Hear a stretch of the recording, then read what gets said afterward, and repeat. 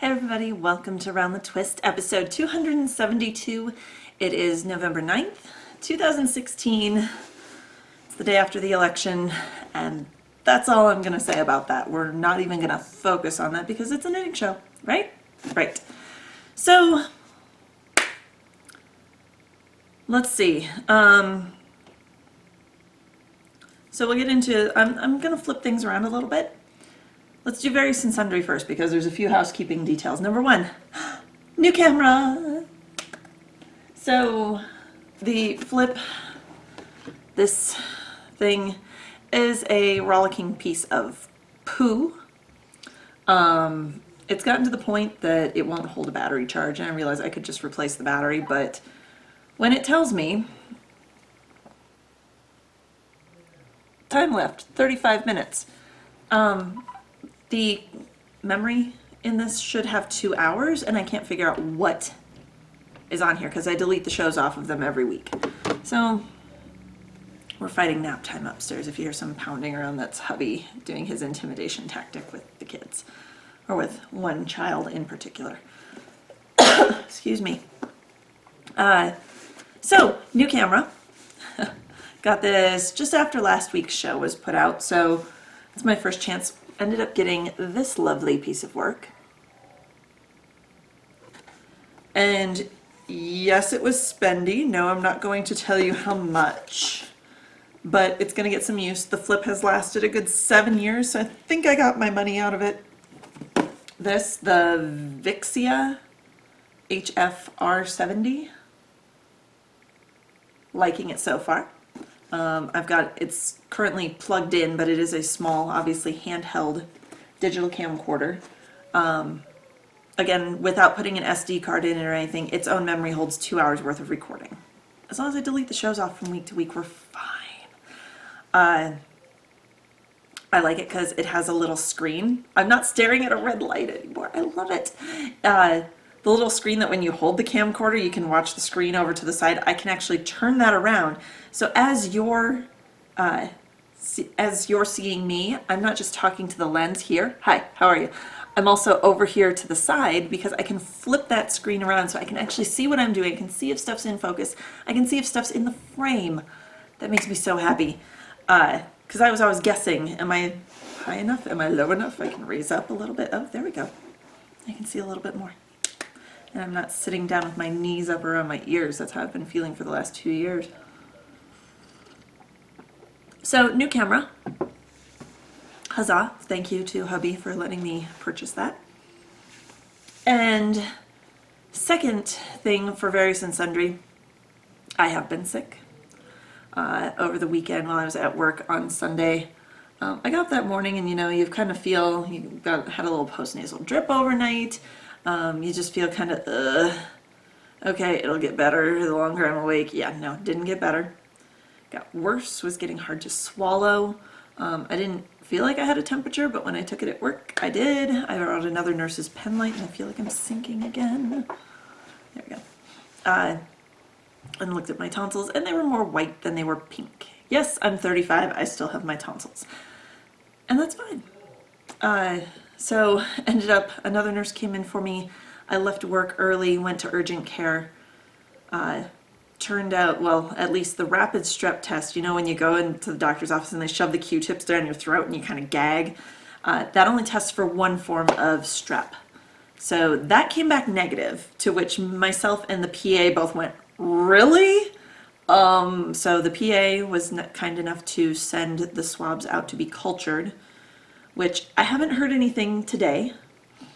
So she was thinking it was probably some form of strep. She said they've seen the whole alphabet worth of strep through their offices this year, but they only said they'd call if something was positive.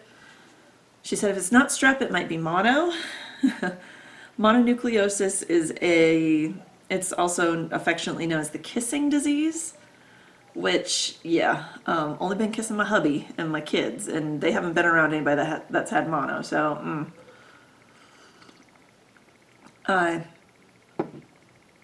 the only way you can test for that is a blood test, so I think I'll be scheduling my yearly checkup sooner rather than later, and having my PCP, run a blood test for mono along with all the other blood draws they do. They're drawing blood, they might as well. Just because main symptom of mono, aside from, well, mine was swollen lymph nodes, sore throat. My ears were actually so not draining properly because there's a tube. Okay, I'm getting medical. Sorry. There's a tube that runs from your inner ear and drains to your throat. It's called your eustachian tube.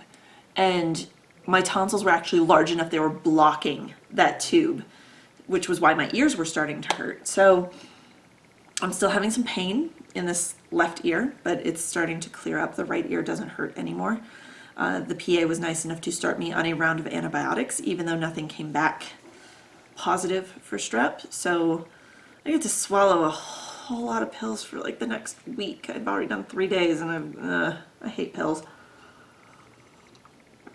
And we wait and see. I am feeling better. I think the antibiotics are kicking in. And you know, I'm one of those people, I don't go and ask for antibiotics for every little thing from the doctor. I'm very much body's natural immunity is going to fight it off, I think just having everyone in the house and the stress of the last few weeks with hubby being gone and everything just finally got to me, and my body just went, I give up. And I ended up sick. So that's what happened. So right, knitting show, huh? Grab your coffee, here we go. Just wanted to give everyone a little update. I'd put that up over on Instagram. That's the word I'm looking for. And just wanted to share. So first thing, what I have on my needles, what I did, and I knew I felt sick when I didn't even feel like knitting. Like I'd pull my knitting bag out and set it next to me on the couch and just be like right there, like arm's reach. It's like, I don't even want to unzip it. That's how I knew I was sick, because I didn't even want to touch my knitting. Or I'd grab it and bring it down here and watch hubby play Witcher and just be like, and I wouldn't do anything. So, first thing, in my large cupcake bag from Stitched by Jessalou. Let's see how good this is. Oh yeah. I have the hashtag for Megan Knit Along Craft Along, which is hosted by Birdlike Bags. Excuse me. I'm so sorry to everyone wearing headphones. That came out of nowhere. So I'm knitting the Trillion by Martina Baim, and I'm using the Cyborgs Craft Room, a Socolate base. Megan from Cyborgs Craft Room passed away suddenly toward the end of summer. So this is kind of a knit along in memory of her, just to use her yarns in any way you see fit, just kind of to remember her and her color sense and what a wonderful person she was. So there we go, Cyborgs Craft Room, her Socolate base in Ain't No Party Like a Cyborgs Party. And the Socolate base, in case you can't read that, it's a 75-25 superwash merino and nylon blend fingering weight yarn. The ball is starting to collapse on me, because I was not happy upstairs. Really not happy. Also, with this new camera, I don't have the big, my El Cheapo Walmart light over here for lighting. This is just the light from the window and the can lights, and then obviously the lights back there. That's it. I think it's pretty good. Let me know what you guys think. I think it's a little blue just from the light reflecting off the, when I get closer here. Like that looks really blue to me. So anyway, Trillion by Martina Baim. I am knitting this up on a larger needle than the pattern calls for. I believe the pattern calls for a US 2, which is a 2.75 millimeter needle. I'm using a US 3, so a 3.25 millimeter needle. It's an asymmetrical triangle, and obviously you can see it's very variegated. I like it to have a little more drape, so I always knit Martina's patterns. This is just how my gauge works out. If your gauge works out differently, I've always knit Martina's patterns on a slightly larger needle,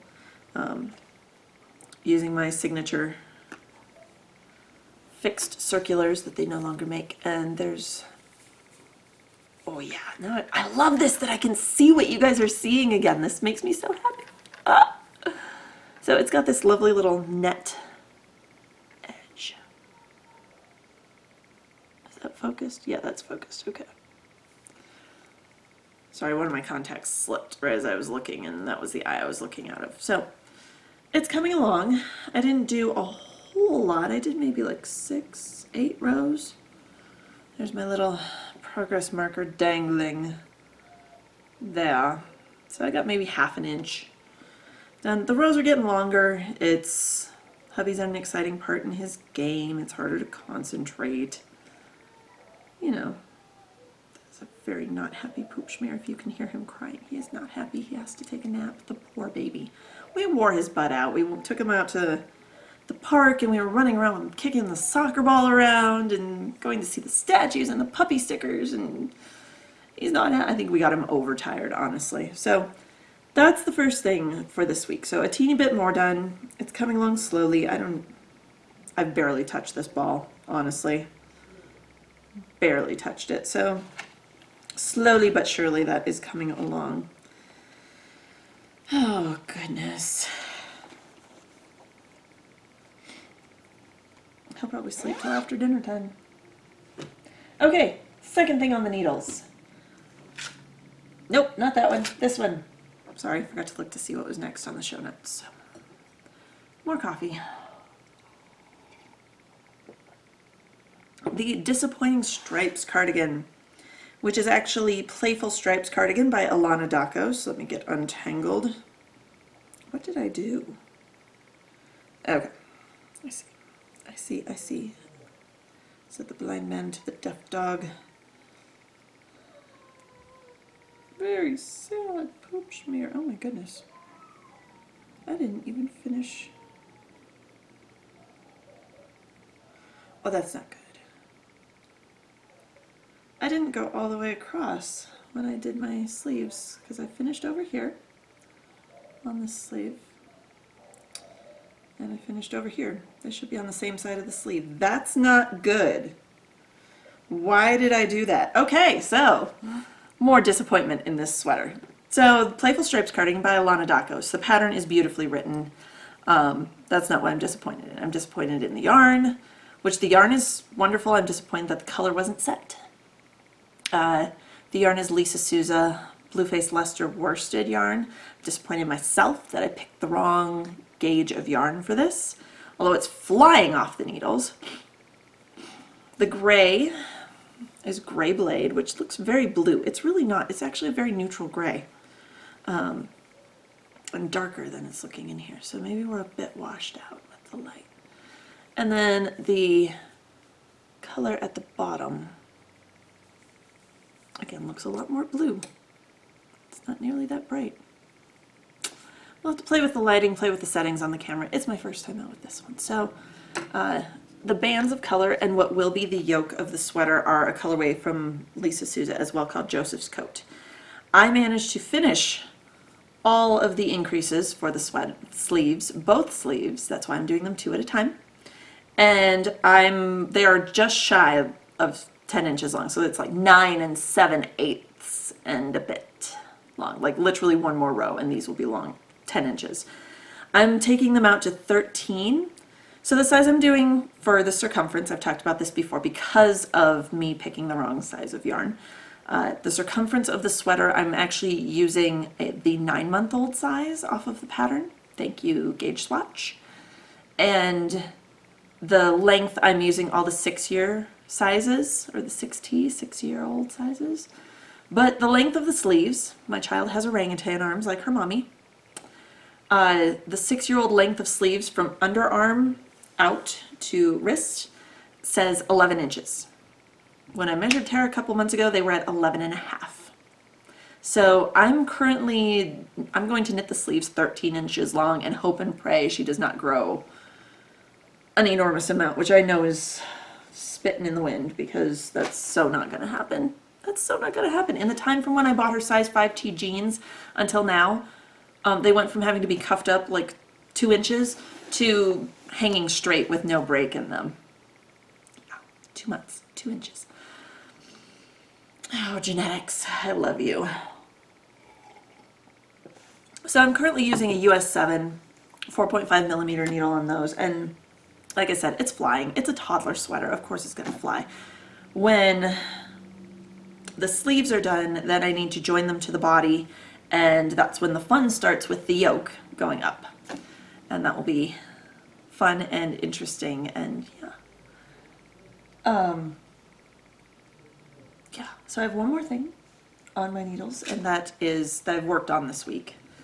That is hanging out in this other Stitch by Jessalou Jane hat bag. That is my green, which is Gabe's socks that I'm doing. The pattern is Genevieve's Tube Socks by Jasmine and Gigi from the Knitmore Girls. Pattern is available for $1 on Ravelry. If you don't want to shell out $1, then you can listen. I think it's on the pattern page. It tells you what episode to listen to, and it's like in the first 10 minutes of the show, and you can write it down yourself. I didn't feel like doing that, so I now have a sock puppet. Wow, okay, no. The yarn is Friday Studios Monday Base, which is I believe an 80-20, 75-25 superwash wool and nylon blend. It is that's the Monday Base, and the colorway is called Science Fiction. I don't know if Frida's still dyeing or not. I haven't seen her post anything about yarn dyeing on Instagram, so maybe she stopped. But I'm using a US 1. There's the needle. 2.25 millimeter needle. It's actually an Addie sock rocket that I got at My Sister Knits. Love it. Love it, love it, love it. It's pointier than the regular Addies, but still has the slick coating on them of the regular Addies, but without the blunt tip. So, sock 1 for Gabe is done. Well, let me try to shove my hand inside. It's kind of small for my hand to fit through, but it's a 2x2 rib, and it's got, if I hold, man, the color's off. Or maybe it's just off on here and it'll look fine for you guys.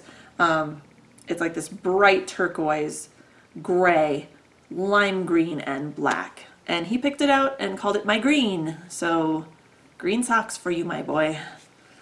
That are mostly not green, but he's happy with them. I tried it on him and it fits.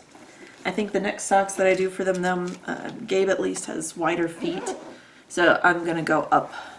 This is actually the larger size from the pattern, the 56 stitch version, and I think I'll go up I think I'll just go up and do 64 stitches. It's pretty straightforward and pretty easy to modify if you need to, but there you have my kids. They have skinny little legs, but wide little feet, or at least Gabe does. So there we have it, first sock done. I only have one thing in Pokey Things, and honestly, I can't remember how much I had done last week, so if this is a repeat, I apologize. My Once Upon a Time sampler from Frosted Pumpkin Stitchery is almost done. So that December block right here, Hansel and Gretel, from what I could find from the old show notes, the last things that I had done were, or what I've done since those last show notes, the dark roof, the white, finishing up the white on the house, like around the windows. Here, some of this curly Q stuff in the middle, and then the white picket fence in front. And then I started filling in with the gingerbread color on the top of the house, in the gables, I guess, of the house. And, no, that's it. I was going to say, and I started Gretel's hair. No, I didn't. That's grass. Wow, that's green. Over there. That's green. Totally green. And that's it. Oh, and I did Hansel's pants, because they were the only other thing in the whole block that was the same color as the roof. So, that's what I got done this week. Yeah. How you doing? So we'll see how this goes. Depending on how big the file size is, I'm not sure with this new camera if I'll have to compress the file or not. This new video camera actually records in the format that I need to upload to iTunes, so yay. If I can just take it and upload it straight there. However, Podcast Garden has a little issue where they like the files to be under a gig. So depending on how HD, how high def this thing is, yeah, we might have to compress it a little. So we might lose a little bit of quality. But if the quality is so much better than what the Flip was recording, then fingers crossed it will mean a better show for you guys. So, oh, I think that's it, at least for now.